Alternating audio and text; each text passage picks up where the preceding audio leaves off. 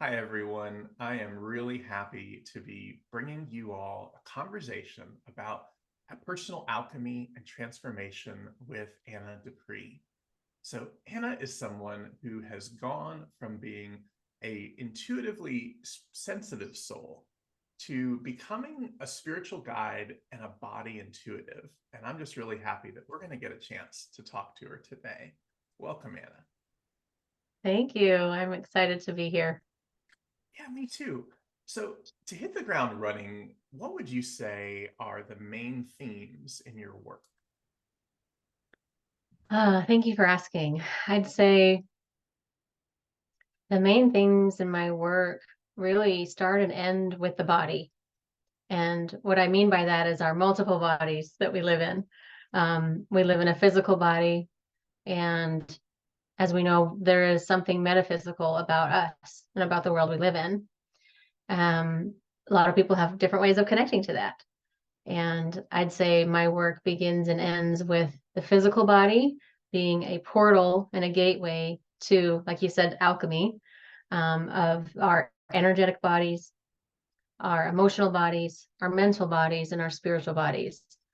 And I do believe another pillar of what my work is that principle of as above, so below, that what is happening in the cosmos is happening in the very cells of our body, which is also happening in the very cells of the plant and animal and mineral life around us.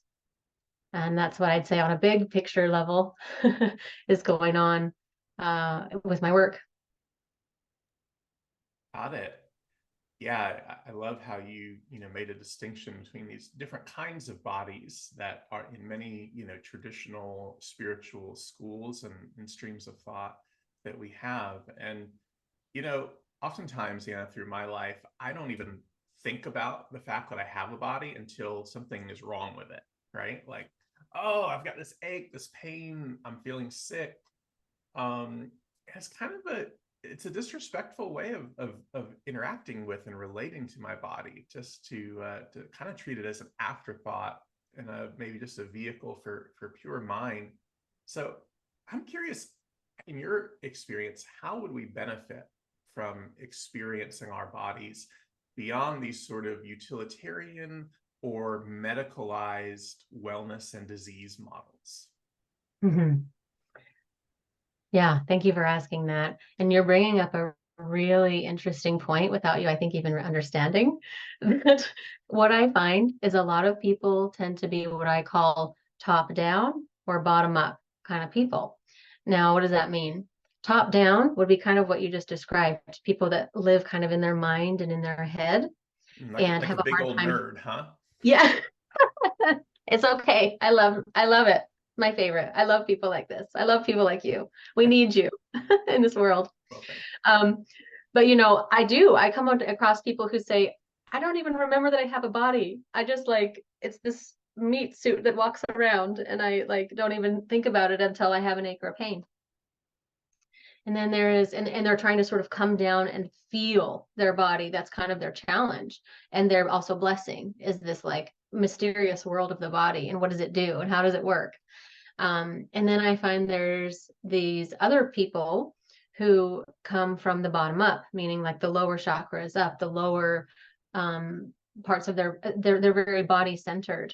And when I say lower and upper, I don't mean good or bad at all. I just mean where physically we're at in our body. Am I more in my head or am I more in my the motor of my sacral and rootedness and groundedness of earthiness. So for me, I was nothing but in my body when I was, a kid and growing up. And before I was able to kind of figure out what's going on, it was just really pure body sensation, and that which includes emotion. you. Emotion is we feel emotion by neuroreceptors and by hormones and by signals of our nervous system. And it's very physical, but it's also very metaphysical. So for people who come from just a body place without awareness, their bodies can feel like this roller coaster ride that they're on and they have no control of. Yeah. And it's just reactivity. And so the key to both, sort of the body first people and the mind first people really is awareness. And then being able to find the wholeness of let's bring the mind and the emotion and the body all together and make friends.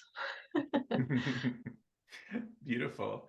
And I suppose, yeah, there were kind of two implicit questions in what I just asked, and you addressed that one beautifully about the ways that those of us who are top down can gain more appreciation with maybe fluency in the language of our bodies. And then how does this relate to the sort of wellness and disease model of our typical Western culture? Thank you for reminding me of that second half. Sometimes I get real excited. I go down one path and then I forget the other. Yeah, thank you for saying that. So you're right. We live in a really medicalized model of treating disease. You know, I love traditional Chinese medicine and Ayurvedic wellness because a lot of times it does talk about how to be well and not just how to not be sick. And when I started out my career in dance and in loving my body, moving my body, finding the joy in my body and the breath connection to the movement and energy. And then I went into massage therapy, and my school really focused a lot on Eastern thought and Eastern medicine. And I started to understand that these bodies of ours don't just have to be like a machine, it's a vessel. And understanding it as, you know, we've heard this phrase, oh, the body is a temple. But what does that really mean? What does that really mean? Well, it means that this physical manifestation, this matter, has so much mystery to it. There's a phrase that I love to say, mysteries of matter, how much we don't know about what is going on in the matter and the material around us. So, you know, our body houses our spirit. It is a temple for our spirit to live in, and not just you know, it starts to beg the question, how do you want your spirit to be able to live? Do you want to have this really honestly ecstatic blissful experience in your body, or do you want to just kind of be getting by?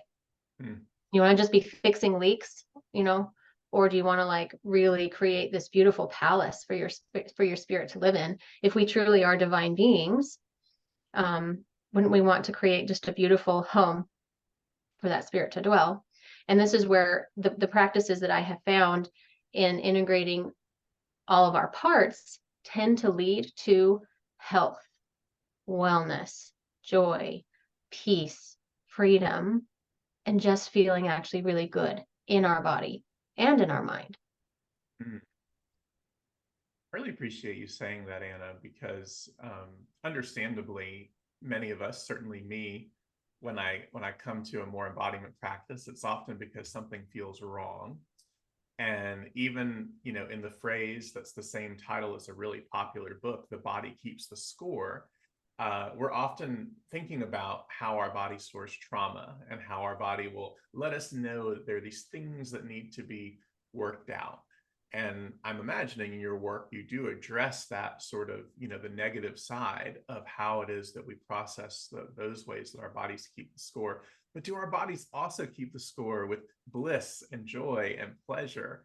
And are there ways that our bodies get to enter into more of that and communicate more of that? Yes. Thank you for asking. And I keep saying thank you for asking because these are like my favorite questions to talk about. I'm super passionate about all of this stuff. So, yes, number one, our body does keep the score, meaning we will have physical manifestations of experiences that we've been through. And it begins and ends really with our nervous system. Our brain, which is connected to our spinal cord, which is connected to every single nerve in our body, is one continuous piece. So when we have these impulses that go through our nervous system, we can feel sort of, it's amazing. You know, we know these things about like, okay, if I have a stomach ache, maybe it's because I'm nervous. I don't actually really want to do something. Or if I start getting a headache, it's because I don't really want to talk to this person. I don't want to be here. I'm getting a headache. You know, we know these little things, like the kid doesn't want to go to school. He gets a stomach ache. He starts getting nauseous. We know these things are tied to emotion, like these little things. But what I found is that there is so much, and most, I would say most, if not all ailments that we have are tied to an emotional or spiritual thing. So what I have found is that our emotions really just want to be felt.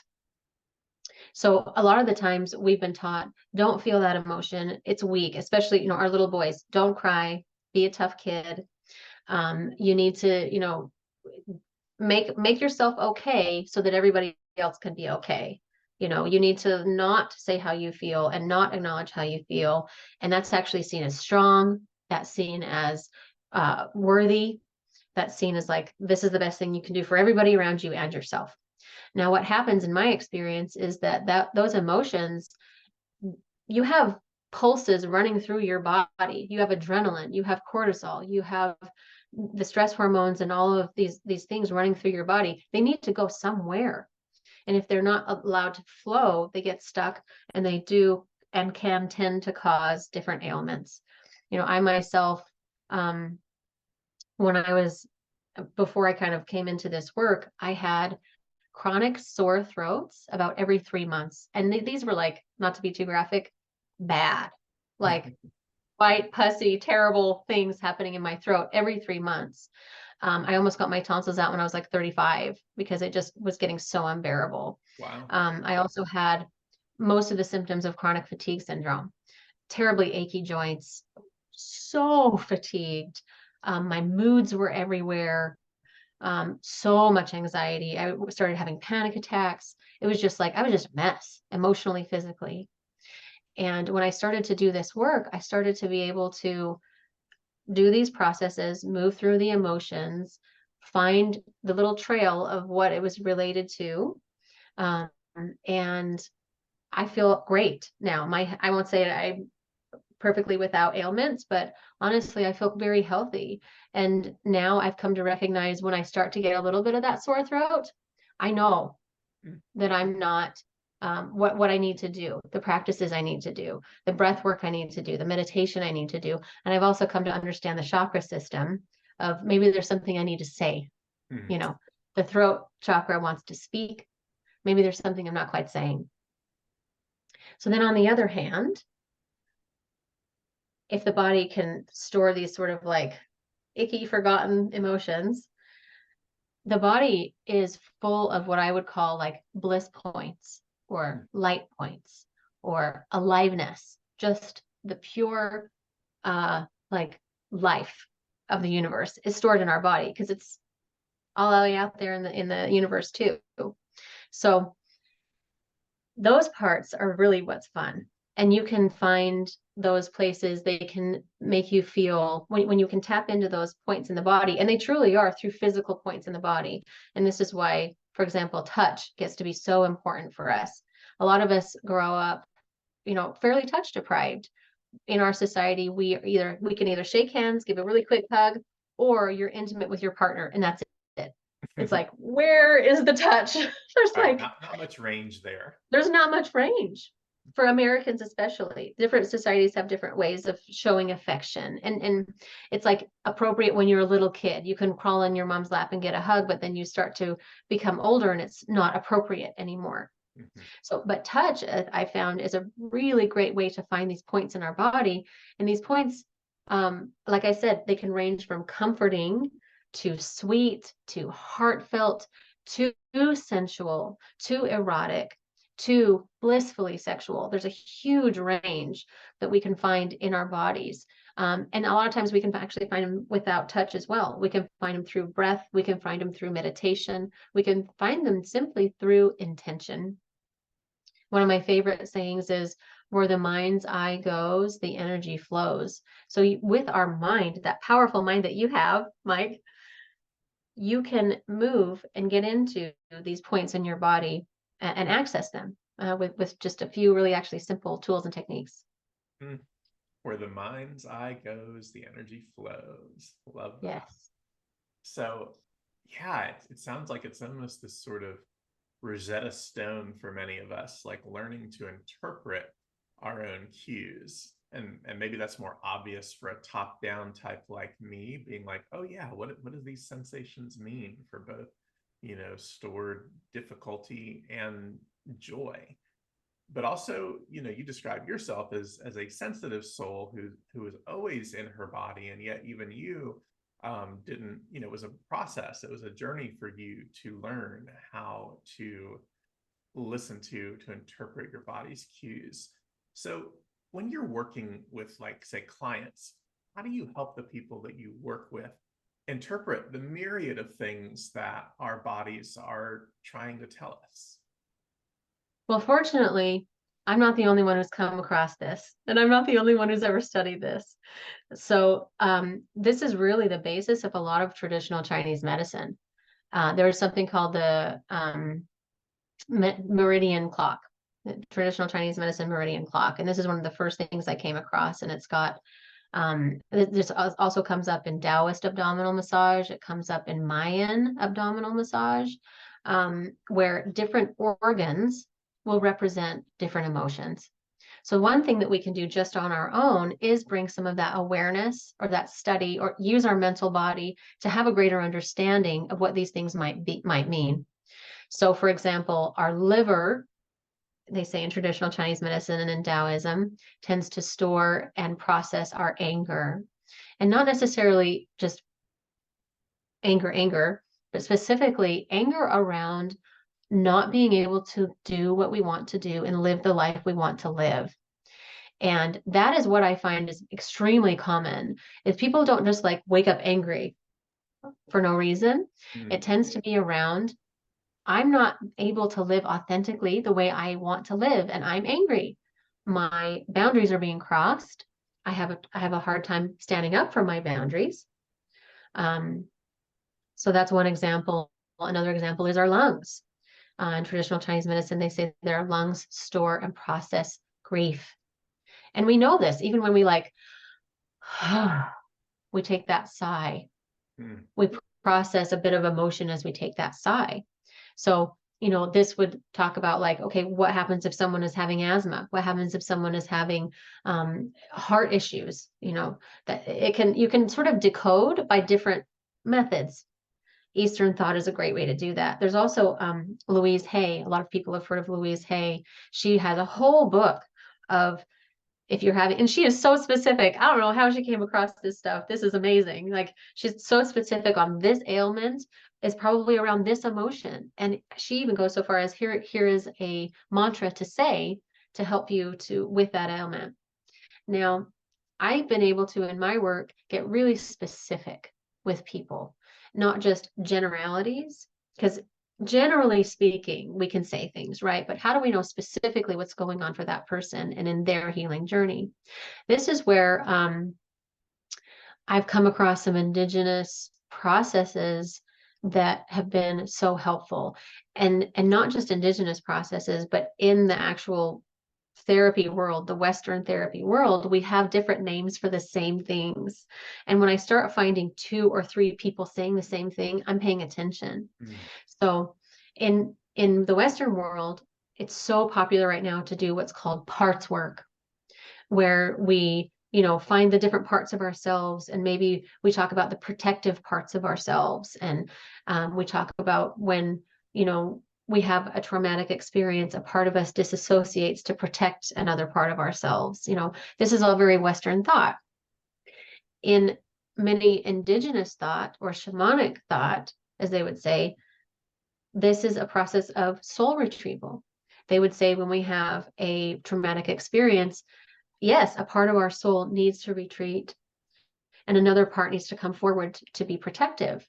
And they would say, it is then our responsibility as adults and as, spiritual beings to then go back and retrieve that piece of our soul, or go back and retrieve that part of us.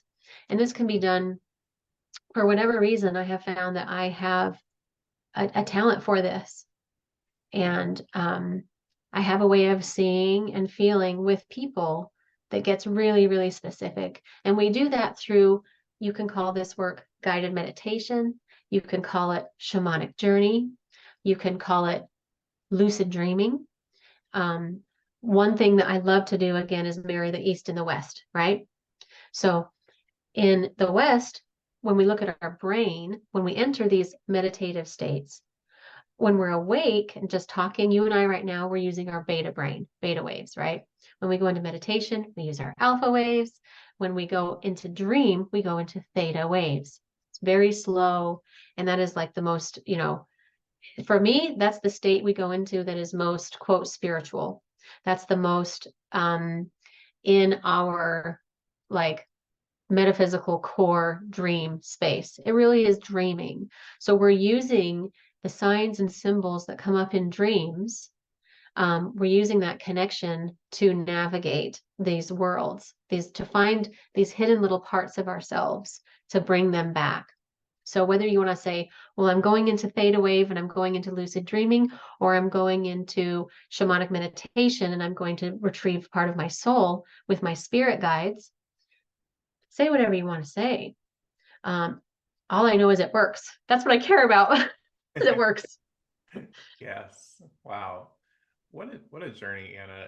Can you tell us more about like what led you into this healing modality, and maybe also like what's your spiritual background? Did your spiritual background prepare you for this path? Is it completely dissonant from what you eventually found to be life-giving, or is it some kind of hybrid of the two? Oh yeah. So I grew up, my family and um I was raised in the Church of Jesus Christ of Latter-day Saints. And my heritage in that goes way back, pioneer ancestors. I've got, the first members in Germany that came over on boats and went across the plains. And, it's on both my mom and dad's sides and their sides and their sides. It's deep in my veins and deep in my blood. And I have a great love and respect for that religion. And one thing that I say as I got to be older, and what I loved about that growing up was it really is quite a mystical religion.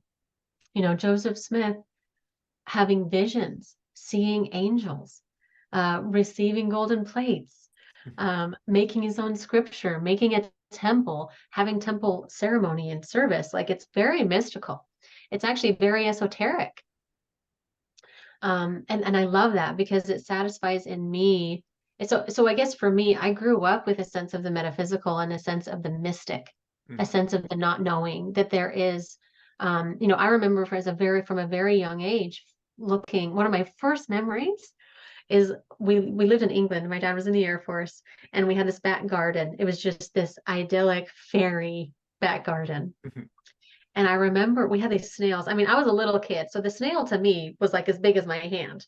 I remember. I remember looking at the spiral of a snail and just getting like sucked in and lost in this world, that sacred geometry from a very young age just really, really spoke to me. And I felt that I knew the angels were there. I knew that I had a connection to God. I knew that it wasn't just a physical world I was living in from a very young age. So that really has informed a lot of what I do now and the belief that I have and the trust that I have. I feel like I was able to trust, and I had so many experiences of trusting what back then I thought maybe was the Holy Spirit, what now I have a much more broad view of what that means. But I still believe in spirit. I still believe in angels. I feel, with angels in my sessions, if that's in someone's belief system. I work, whether they want to call them angels or guides or spirit or light or whatever it is. I, for whatever reason, feel I've been able to have a talent for a gift for connecting people with their spirit guides and with their angels in a real way. Sometimes when we're in these journeys, people see a lot, and so they get visuals. Sometimes people don't see at all. They just feel. And I always tell people one is not better than the other, seeing, feeling, sometimes hearing, when you hear a whisper sort of that comes like as a thought. These are all ways that I learned to connect to spirit from a time I was a really young child. I did get to a place where the Mormon or the LDS philosophy, I felt like I was outgrowing it.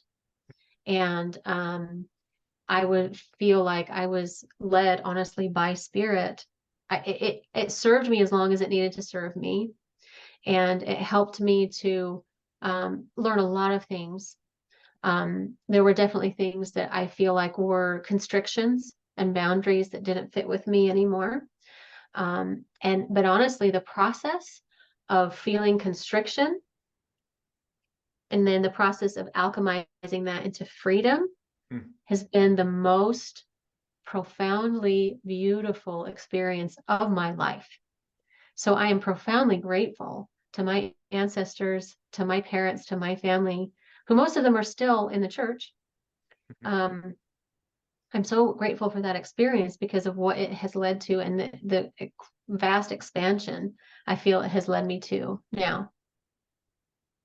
I love that, Anna. You're saying how like even that constriction that in the moment maybe doesn't feel the best, like even that serves to like a birthing canal, maybe like to birth you into greater freedom. And it's similar how I talk about it. A lot of my readers and viewers are going through their own spiritual journeys and what these days is often referred to as deconstruction, of the sort of letting go of what doesn't serve. And I like talking about it in terms of compost, how in compost there are these elements that are basically trash to us now. We're not actively engaging them, but rather than like throwing them in a plastic bag that's hermetically sealed and tossing it into a landfill somewhere, if we can let it breathe, let it aerate, even in the process of decay, it can become the fertile soil for new life to emerge. Absolutely. I use that imagery in my sessions all the time. And we'll talk about as we're processing these things, give it to Mother Earth. Let her use it as compost. She takes our, crap that we want to throw away and uses that as fertilizer. So oftentimes I'm looking at, okay, the ailments people have or the thoughts that people have, the constriction that they felt, the shame that they felt. A lot of religion has led, unfortunately, to a lot of shame in the body where they've, again, we have these top down, bottom up people. Even Buddhism and Taoism is very up and out, meditate and get up and out of the body, the natural man is an enemy to God. That is a Mormon scripture that I was heard over and over and over again, and it made and interpret it how you will. I think there's people who interpret it a great way. For me, I interpreted it as what was happening in my body was an enemy to God. Me naturally, as Anna, was an enemy to God, and it was something I had to overcome and ignore and shame was my body and the processes that were happening in it naturally. So, there's this, I want to get up and out of the body because the body is a sinful thing, right? Or there's the pagans. I love the pagans. They're all about, let's just eat, drink, and be merry. Let's just have fun and let's just do what the body wants to do. And, who cares? But then there's this marriage. I'm not saying pagans don't care. I'm not saying that at all. They care. But there's the marriage. A lot of times the sun or is the upper, the upper chakras is the sun. The moon, or the earth is the lower. We want to marry that in the heart. The sun and the earth in the heart is where we can be both and have our and that can take place. Both and. And yes, those things that have been maybe crappy can turn into the most beneficial thing. That's why I always say, like, we're not going to shy away from anything in our sessions. You get to feel the most hurt, the most mad, the most upset, the most jealous. There is no judgment on any of these emotions. All of the emotions that come are real and valid and need to be felt. And once we embrace them then they move. Then they release. And then you're left Okay, so if we're composting, we've got it all in the earth. Now we've got just dirt. What's left? What's going to happen then? Then we get the shoots that come up. Yeah. Then we get the beautiful flowers. Then we get the peace. Then we get the freedom. Then we get the bliss.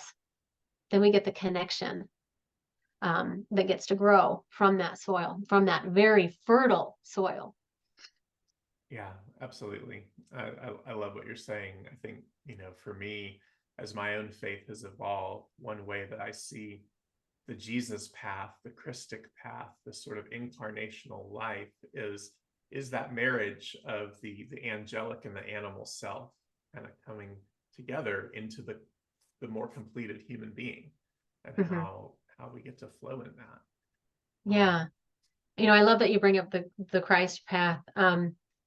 What's fascinating to me is that when I was in religion, I was always trying to find that connection with Jesus. And I couldn't ever really find it. I felt connected to what I thought was the spirit, but I couldn't find him. And for whatever reason, when I started to move into these just more expansion of what that thought process was, I started to understand the relationship between Christ and also Mary Magdalene as this sort of like symbolic marriage of body meets mind or soul meets earth. And I started to understand like there was this beautiful marriage or sacred relationship that was symbolized by that. And whatever your thought process is around that, it is my belief. I really, really connect to the concept of the divine feminine principle. And whether for you that's Mary Magdalene, or whether for you that's Kuan Yin, or whether for you that is, just a general presence of divine mother. For me, there was something lacking in only having a divine father or only having a Jesus.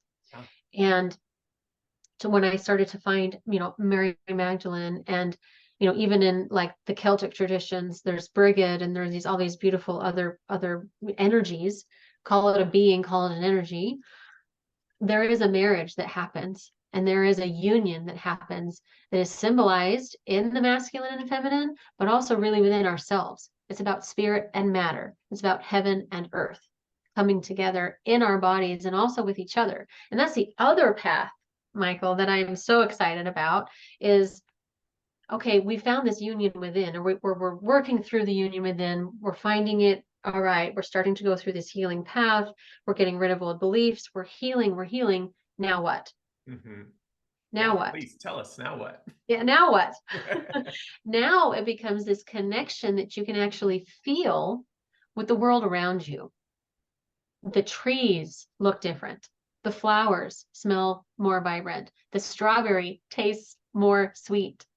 And then the connections in front of you with the people in your life are more alive. You can see the eyes better. When you look in someone's eyes, you actually see a whole universe. You can feel the energy of this person in front of you. Communing. It's about communion. Once communion within the self and communion with another person. And this is the other path that has been so fascinating to me, is finding the healing within, for sure. But then also finding the healing within our relationships, including our kids, including our parents, including our past, including our partners, our romantic partners and our sexual partners. It becomes a whole different way of bringing in the divine. Yeah, sounds like leaving nothing out. That sort of, wholehearted path of transformation. Is there some sort of practice, even a brief one, that you could give us right now if we're tuning in, something that can lead us into embodiment or clearing or joy, that we can move from all these wonderful conversations into just a little bit of experience? Yeah, so I'll give you a couple really quick ones. One of my favorite ways to clear, and when you need to clear because you're feeling kind of off, if you're just a little grumpy, if you're just feeling an ache or a pain or an emotion, whatever it is, or a thoughts like cycle, you get into cycling thoughts, we might need to clear a little bit. Number one, I would tell people, go outside and put your bare feet on the ground. If you want to know all the research about grounding, there's a ton of research out there. Just go outside and put your feet on the ground. But the other one I love is it's a qigong exercise of just shaking. You just shake it out. So Michael, would you shake it out with me here for a couple minutes or a couple seconds? Get your hands going, get your head. 1, 2, 3. And we only did that for a second. Can you feel a little bit of that relief? Yeah. So now I would love to lead you through and lead our listeners through a short meditation or guided experience, if you would. Let's close our eyes. We're just going to take a breath in through the nose and out through the mouth. Another breath in, breathing through the belly, expanding the belly, bring all the energy down. Just intending for that breath to go down. Last breath in through the nose and down. And I just want you to tune into one spot in your body, finding one spot that's kind of speaking a little bit more loudly to you today. Just feeling that one spot. I want you to give that spot a shape. Just imagine it was a shape. Now imagine that it has a color. Now imagine that it has a weight to it, and just feel the weight of it, even if it's just very light. Breathing into that.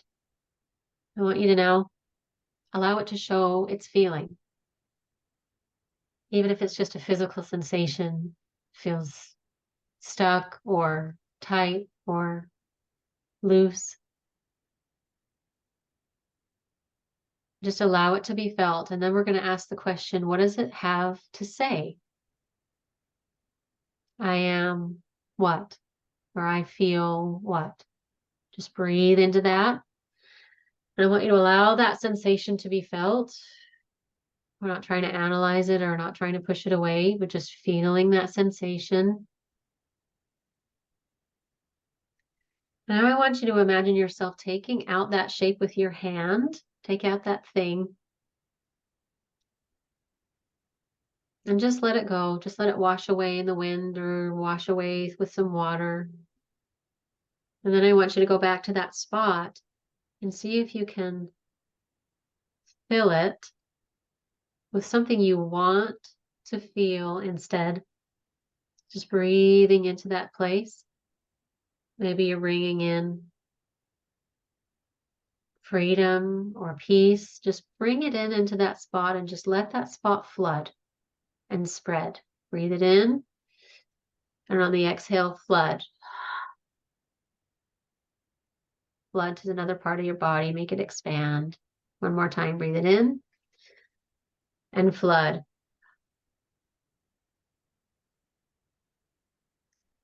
And then just watching yourself being at peace and stillness. And coming back now, wiggling your fingers, wiggling your toes, opening our eyes, coming back to the time and place we're in right here. So that was 3 minutes. What I tend to do with clients is my sessions are an hour long, and the first, 15, 20 minutes, sometimes half an hour, we're just talking, getting to know what's going on for you, where you're at, your story. And then we do that process for 20 or 30 minutes. So that was quick. That was probably a little even jarring for some people. And maybe they thought, well, I can't even feel anything. That's okay. I work with people who are numb. And I always say, numbness is a feeling. The feeling of not being able to feel is still a feeling. So don't worry if you feel like you can't hear your body. Some people's bodies will be speaking so loudly, they'll have 17 voices happening. And some people will have nothing.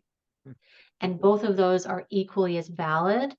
And both of those are equally as worthy experiences. There's no unworthy experience that we're having here. Whatever the body brings you is exactly what it needs to be brought right then. And that's exactly the experience that we need to go to. So that's just the beginnings and a little small taste of what I do. Yeah, thank you, Anna. That was beautiful. It was, you know, definitely fast cycling, but I do feel like I went on a journey, and hopefully, you know, those of you tuning in, if you decided to participate, have some sense of what's possible as we unite our imaginations and our bodies and are open to the wisdom of ourselves and something greater than ourselves. So Anna, how can folks find out more about your work? And are there any offerings on the horizon that you're particularly excited about? And if people want to work with you, do they have to live in our mountains of Western North Carolina, or you know, do something here, or are there other ways to engage with you? Well, fortunately, most of my work is on Zoom. Most of my work is on the phone. Um, I have found that it's actually almost better, and I almost enjoy being on the phone more than in person because it's very focused, Hmm. and we don't have to worry so much about distractions. We can really go in to that meditative space really well. So yes, most of my work is on the phone. My website is journeywithanna.com, and I also have wholeheartawakening.com. And what I'm really excited about right now, the offering that is coming, is small group journeys. And so right now, most of my work is individual and it's one-on-one. And the price point is a little bit higher because it is intensive work that we do one-on-one. But I am offering right now at a little lower price point. So my individual price point is 150 per session per hour. The group sessions that I'm doing are 50 per person for 90 minutes. Oh, wow. So, and the groups are limited to 5 people. So what I find is that there is a call to community, and there is a call to supporting one another, even on our individual work and individual paths. So these groups are where we'll get an opportunity to do a meditation or a journey, and then come back and be able to help. I will help interpret, and even people in the group can help say, you know, actually, I also had this thought, you know, and help support one another on our journeys. And that's what I'm really excited about right now. And you can just go to journeywithanna.com and contact me that way. Beautiful. Both these websites are in the notes, and that's wonderful that folks can keep up with you and connect with you in those ways. So thank you Mhm. so much, Anna, for being here with us today, sharing a bit of your wisdom and your journey. Well, thank you for having me.